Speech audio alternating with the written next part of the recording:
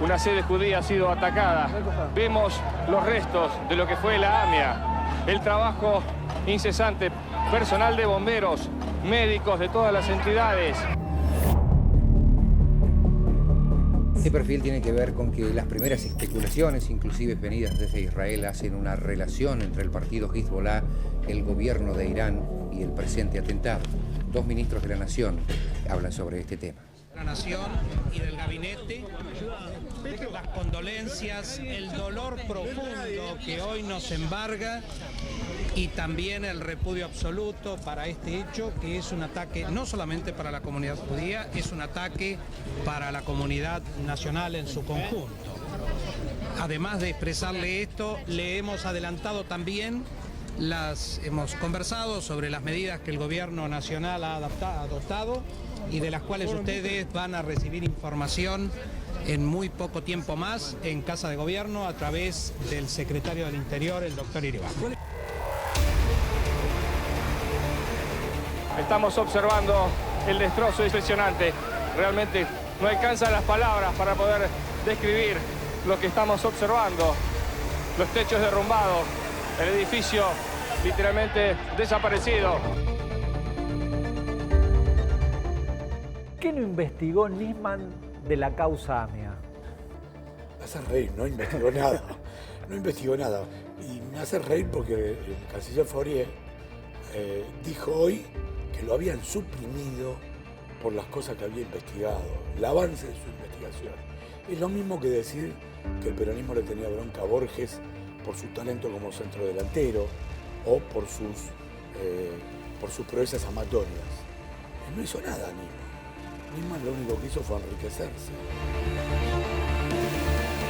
Nadie quiere averiguar su dinero, las cuentas que encontraron afuera, de dónde provenía y de las cajas que saqueó su madre, con el cadáver todavía caliente.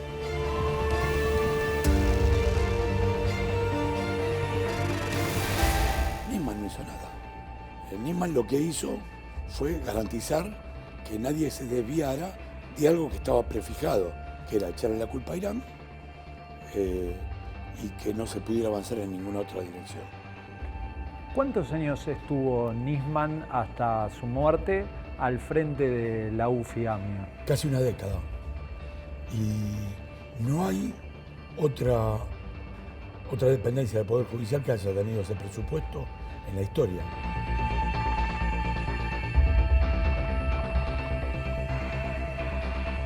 Cuando se hace cargo Nisman de la UFI-AMIA, ¿en qué etapa estaba la investigación y cuándo es que ese libreto queda preestablecido y cómo en ese tiempo que hizo Nisman la plancha? ¿Qué fue haciendo? ¿Nada? Bueno, lo que había quedado luego de que el juicio AMIA se desplomara, que se decidiera juzgar al juez de la causa, a los fiscales de la causa, al expresidente Menem, al jefe de la DAIA, al presidente de la DAIA, Rubén Beraja, todos por encubrimiento, es decir, por encubrimiento de los asesinos. Lo que quedó, Nisman quedó traicionando a los otros fiscales, a Mullen y Barbasquia, que fueron procesados. Él saltó la tranquera y su función fue netamente gatopardista, que fue conservar lo esencial del encubrimiento, que es la suposición de que había habido una camioneta bomba con un chofer suicida kamikaze de Hezbollah, teledirigido desde Teherán por malvadísimos ayatolás. Todo esto es mentira, pero todo el mundo lo sostiene porque si no hay que explicar qué es lo que pasó, quiénes fueron, etcétera, etcétera, y nadie quiere hacer esto. Por eso salen mis libros, para avanzar en esta dirección. Nisman, las pocas veces que quiso hacer algo, por ejemplo, ir a investigar al círculo del expresidente Menem, fue reconvenido por la Embajada de Estados Unidos. Hablando mal y pronto, lo cagaron a pedos. Y él se deshizo en pedidos de disculpa, de perdón, por parte de la Embajada. O sea, no podía hacer nada. Una vez intentó probar una cosa absurda, puesto que no había habido camioneta bomba, un pedazo de sangre que había en un pedal de una Trafic, que vaya a saberse cómo llegó a la escena del crimen. Él quería probar de que podía corresponder con un tal Ibrahim Berro, Hussein Berro, que era alguien señalado por los servicios secretos israelíes. Hemos logrado identificar al autor material del atentado a la sede de la AMIA, concretamente quién fue el conductor suicida. Se trata del ciudadano libanés, militante del Hezbollah, Ibrahim Hussein Berro, y también entendemos que hay fuertes elementos, casi diría que está prácticamente probado la intervención como el grupo operativo que llevó adelante este atentado del Hezbollah libanés. Fue hasta Detroit a ver a unos hermanos de este hombre, fue con Estiuso, con el otro fiscal que estaba entonces, y fracasó. Lo que le dijeron los hermanos que no, que había muerto antes del atentado de la AMIA, que estaba tullido por un bombardeo y que otro bombardeo israelí lo había matado. Y entonces no se resignó con esto, vino para acá y dijo, está todo resuelto, cuando no estaba nada resuelto. Bueno, ese blef fue todo lo que hizo en 10 años. A partir de este año 89, nos cuentan los hermanos que Ibrahim Hussein Berro, el que fallece, que se inmola en la AMIA, justamente por esta inmolación de su hermano pega un cambio radical, abandona el colegio, comienza a cambiar sus amistades. Ellos ya sospechaban que empezaba a militar en el Hezbollah por las ausencias, por las compañías que tenía y por las ausencias que se veía, con las que se veía, que eran todos militantes del Hezbollah. Ausencias primero más cortas, 4 o 5 días, y luego por más espacio de tiempo.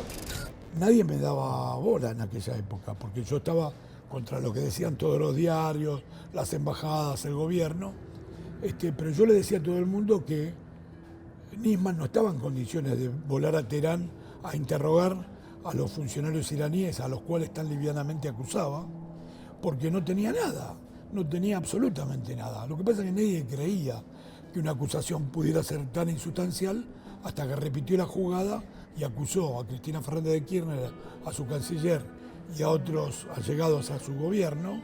Lo que ha ocurrido en este último tiempo con la presidenta Cristina Fernández de Kirchner no es distinto al gobierno de Néstor, es totalmente opuesto. Ha habido un cambio radical, ha habido una alianza con los terroristas, se ha negociado con el Estado que ampara a los terroristas. Pero usted está diciendo que el gobierno de Cristina Kirchner hizo una alianza con el Poder Ejecutivo. Con la insustancialidad que ahora todo el mundo reconoce, porque es lo que lo dice, porque no lo digo solamente yo, sino gente que estaba situada del otro lado de la grieta, como Carlos Escudé, como Pablo Dugan y como el ex senador Mario Cimadevila, al cual el propio Macri puso al frente de una unidad especial de investigación del atentado y que lo removió en marzo pasado. Cimadevila hizo un informe de 50 páginas, un balance de lo que hizo la unidad bajo su mando, que se llama, muy curiosamente, se llama Infamia, como mi libro, y ahí dice que no hay pruebas,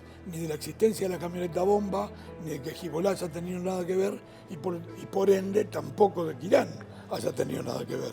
Entonces hoy hay otro oído, otra escucha de las cosas que yo venía diciendo de antes. El mal manejo que han tenido todos los gobiernos sobre los servicios de inteligencia, la vinculación de los servicios de inteligencia con los jueces, por ejemplo, es decir, es algo que Argentina viene arrastrando desde hace tiempo y yo no creo que esto se haya cortado. Fíjate vos, precisamente la causa AMIA, lo que pudre, para hablar mal y pronto, la investigación, es cuando se empiezan a investigar las conexiones locales, las vinculaciones que había entre fuerzas de seguridad, servicios de inteligencia y poder político.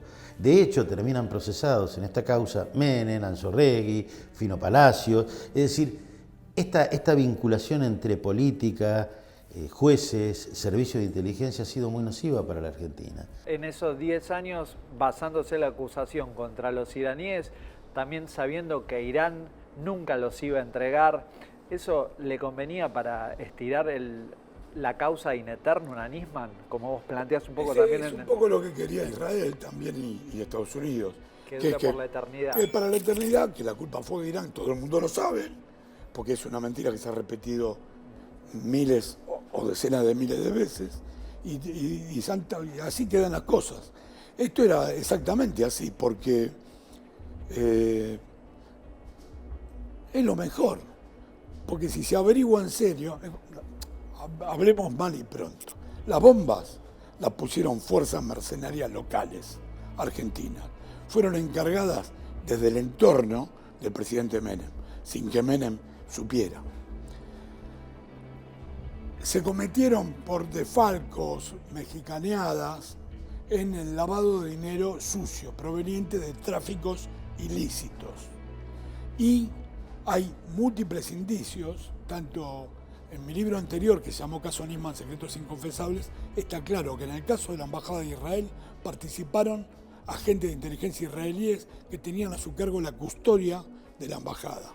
Y en el caso de la AMIA, en el nuevo libro, en La Infamia, queda claro que también hubo agentes de inteligencia israelíes que participaron de la voladura de la AMIA y, por supuesto, del encubrimiento posterior. Esto es nuevo, no hay pruebas de que haya habido iraníes y hay pruebas de que sí hubo israelíes. Esto no quiere decir, en ninguno de los dos casos, que haya sido lo que muchas veces livianamente se dice autoatentado. ¿Por qué? En el caso de la embajada, porque ni el primer ministro Rabin, ni el embajador tuvieron nada que ver, ni querían el atentado, y fueron de alguna manera víctimas. Sobre todo el primer ministro Rabin, que el atentado iba, entre otros objetivos, contra las negociaciones de paz que tenía entabladas con Siria para devolverle la meseta del Golán a cambio de un acuerdo de paz duradero certificado frente al Consejo de Seguridad de las Naciones Unidas. Y en el caso de la AMIA tampoco se puede hablar de autoatentado por razones obvias. Primero, porque es una institución argentina. Segundo, porque ni el presidente de la AMIA de entonces ni el presidente de la DAIA estuvieron organizando la bomba. Es más, la bomba fue en gran medida contra la DAIA y contra Beraja. Y porque seguía siendo primer ministro de Israel Rabin y presidente argentino Menem. Y los dos estaban fuera de esta historia. De hecho, Rabin volvió a ser víctima de esto y poco después lo iban a matar. Yo creo que gente que además está emparentada con los agentes israelíes que participaron en ambos atentados. O sea que no son exactamente autoatentados, pero sí hay en ambos agentes israelíes que participan. Y luego sí, todo el Estado de Israel, así como Estados Unidos, encubren, y el Estado argentino, todos se ponen de acuerdo en encubrir. Pero es algo que no nos debe sorprender tanto. No fue una relación libre de presiones y de aprietes, digámosle. A ver, cuando nos hicimos cargo de la unidad AMIA, los abogados que llevaban las querellas del ministerio habían renunciado, había que nombrar nuevos abogados. Le dije a Garabano, yo litigo en una jurisdicción a 2.000 kilómetros de acá, ¿por qué no nos das el nombre de algún abogado para que sea a cargo de la querella? En eso me acuerdo, en una cena que tuvimos con Lilita Carrió y Mariana Zubich, le comento esto a Lilita. Lilita ofrece su abogada personal, la doctora Mariana Stillman. Entre los argumentos que me da, me dice: Mariana, te va a servir porque yo le hice el juicio político a Galeano, Mariana trabajó en ese juicio político y conoce la causa. Bueno, la doctora Stillman empezó a trabajar junto con otros abogados que habían quedado en la unidad, pero que no iban a las audiencias. Por esto lo quiero aclarar por algo que te voy a decir ahora. Los abogados eran 9, 2 son los que iban a las audiencias, pero trabajaban los 9 en la causa.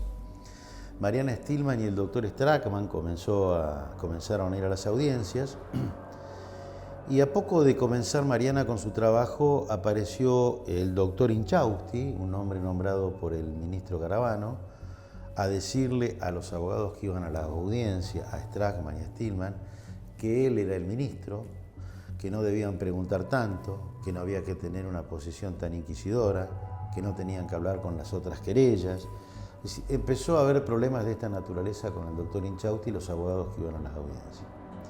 Yo nunca les sugerí nada, al contrario, siempre les preguntaba a ellos cómo veían la causa. En una oportunidad me llama el ministro para conversar sobre la causa, estaba en la ESMA, yo estaba conversando con Mariana Stillman y le digo: mira Mariana, ¿por qué no me acompañás?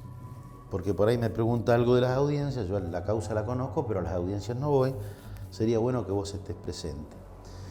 Bueno, concurrimos con Mariana a la ESMA, mientras esperábamos al ministro, estaba en su despacho con la puerta abierta, daba a una sala de reuniones en la que estábamos sentados. Entra su secretario privado, Gersanik, y lo primero que dice, abre la puerta y lo primero que dice, voy a ser grosero para usar la misma palabra que utilizó, che, ¿ya echaron a la mierda a los abogados de la querella? Irán a juicio oral y público el expresidente de la Nación, estamos hablando de Carlos Saúl Menem, y el ex juez Juan José Galeano. Decíamos, irán a juicio oral como acusados por haber frenado la llamada pista siria en la investigación del atentado a la AMIA, en el que murieron, usted recordará, 85 personas el 18 de julio de 1994. Lo dispuso el juez federal Ariel Lijo, quien además envió a la misma instancia al ex titular de la CIDE, Hugo Anzorregui, y también al ex comisario Jorge Fino Palacios. Con la investigación del AMIA, a los pocos días se llega a un departamento, a un edificio de departamentos, donde había vivido el entonces presidente Carlos Menem en los años 80, en la calle Cochabamba. Yo no lo escuché, pero me imagino que los policías cuando llegan ahí llaman a la Casa Rosada y le dicen, muchachos, acá hay un problema, están metidos ustedes y parece que también nosotros. Hay gente nuestra y gente de ustedes metida, ¿qué hacemos? Y ahí es donde aparecen la gente como el comisario Palacios, también juzgado, el policía favorito de Macri, que son los que empiezan a tapar todo. No es porque Palacios haya puesto la bomba, él, pero se da cuenta rápidamente que están metidos los suyos y los del gobierno los que no se puede avanzar, entonces se frena acá y tapamos. Y ahí se le echa la culpa. O sea, el caso de los atentados es como un cuchillo al cual, sobre el caso del AMIA, es un cuchillo al cual se le cambia primero el mango, o sea, que eran sirios argentinos que habían encargado el atentado, y se lo reemplaza por iraníes. Pasado un tiempo, se da cuenta que con esto no alcanza, entonces se cambia la hoja, que eran policías federales, y se la reemplaza por policías bonaerenses, que fueron presos muchos años sin comerla ni beberla. No eran santos, eran delincuentes, pero no tenían nada que ver con el atentado. Y a todo el mundo se le dice que es el mismo cuchillo porque en el medio se dejó un remache que era Carlos Tejeldín, el cual no estaba preso, la gente no lo sabía, no estaba preso por el tema AMIA, estaba preso por otros delitos que había cometido porque no había ningún argumento para tenerlo preso por lo del AMIA. Entonces se le decía a todo el mundo que era el mismo cuchillo y era otro cuchillo y era otra cosa. Bueno, esto es el encubrimiento. Las principales funciones del equipo de trabajo son recuperar, conservar, sistematizar y analizar el material documental desclasificado o afectado a la investigación del atentado. Además, el GERAD se encarga de la descripción e indexación del archivo y de adoptar mecanismos que aseguren la adecuada custodia de la documentación. Es un grupo interdisciplinario que estuvo conformado por un promedio de entre 17 y 20 personas en distintas etapas. Actualmente somos 17 personas quienes los integramos, con profesionales de distintas experiencias o experticias en diversas materias: museología, conservación, recuperación de documentos de distintos tipos de soportes, fotografía, digitalización, archivística y obviamente también algunos abogados. Nosotros estamos trabajando en este archivo entendiendo la importancia y la relación intrínseca que tienen los archivos con los derechos humanos. Esto basado en principio por el derecho a la verdad y porque sabemos que los archivos aportan un valor único en cuanto a documentos originales y fiables para el derecho a la justicia. Durante la investigación que realizaste para escribir Infamia, ¿cuáles son los datos más salientes que te llamaron la atención, que vos no conocías ni presumías y dijiste, ah, no, esto... Ese era un libro que iba a ser la segunda parte del anterior. Tardó 3 años en salir y en el medio tuve la enorme suerte de que los fiscales que reemplazaron a Nisman al frente de la UFIAMIA armaron un grupo de búsqueda y encontraron en distintas cuevas las oficinas supuestamente secretas de la CIDE, una montaña de material que no había sido aportado a la justicia y por supuesto tampoco a las partes. Entonces, esta enorme cantidad de material, la mayoría estaba en una oficina del pasaje Barolo, sobre la Avenida de Mayo, porque está todavía. Esta enorme cantidad de material permitió comprobar algunas cosas con actas oficiales. Por ejemplo, que la CIDE jamás creyó que Irán tuviera nada que ver con el atentado, que se veía con los iraníes y lo que quería al revés era establecer relaciones muy estrechas entre ambos servicios de inteligencia para prevenir futuros atentados, y que Estados Unidos presionó fuertemente para que el clérigo Moshe Rabani se lo echara del país, que el gobierno argentino le ofreciera dinero para que se fuera y nunca más volviera. Y como esto por algún motivo no sucedió, se llamó Operación Cacerola, está en mi libro, el presidente Bill Clinton en persona, cuando visitó Estados Unidos, le pidió al gobierno argentino que no lo dejara regresar. Rabani se había ido de vacaciones a Irán y entonces no le dejaron entrar. ¿Por qué? Porque así lo podían seguir acusándolo de ser culpable. En febrero comenzaban los alegatos donde el Ministerio de Justicia tenía que decir si hacía cargos o no hacía cargo a los que estaban siendo investigados por el encubrimiento del atentado. Todos los abogados coincidían, hasta poco antes de las audiencias, en que había que hacerle cargos a todos. El ministro comenzó a mandar 2 hombres de su confianza a hablar para arreglar los alegatos, el doctor Isura y el doctor Di Martini, que también se presentaban como hombres de confianza del ministro. A uno de los abogados que estaba en la querella, el doctor Console, que era o es el presidente del Tribunal de Disciplina de Boca, que también entendía que había que acusar, operaron sobre él. A mí me consta que Angelici interviene en las causas judiciales porque intervino Angelici, no es que suponemos que sea un operador judicial. En mi caso concreto, digo, Angelici operó para convencer a Console. Cuando el ministro se entera de que los abogados iban a sostener la acusación, ordenan revocarles el poder, a los ministros de la querella, ordenan revocarles el poder y que vaya Console a solicitar la absolución de los... en este caso eran de los fiscales Mullen y Barbacchia. La mayoría de los fiscales lo detestaba a Nisman, porque Nisman había abandonado a su suerte a Mullen y a Barbacchia. Estos fiscales que ahora el gobierno ha rescatado, obligando el gobierno que acusaba a los fiscales, por orden del ministro Garabano, es decir, de Macri, dejó de acusarlos para que salgan en libertad. Y no se sepa cuál fue su intervención en el pago de $475.000 a Tejeldín para que acusara falsamente a los policías bonaerenses y salvara a los policías federales. Una genialidad del exministro Carlos Corach, que ni siquiera ha sido sentado en el banquillo de los acusados por esto. Y que fue totalmente comprobado ese pago. Totalmente. Por eso se hace el juicio. Juicio que se está haciendo en la mayor de la oscuridad. Ustedes fíjense, en cualquier otro país, si todos los jueves se juzgara a un expresidente, el jefe del servicio de inteligencia, su segundo, 2 jefes altos, jefes policiales, el juez de la causa y los fiscales, y esto no saliera en ningún diario. Increíble.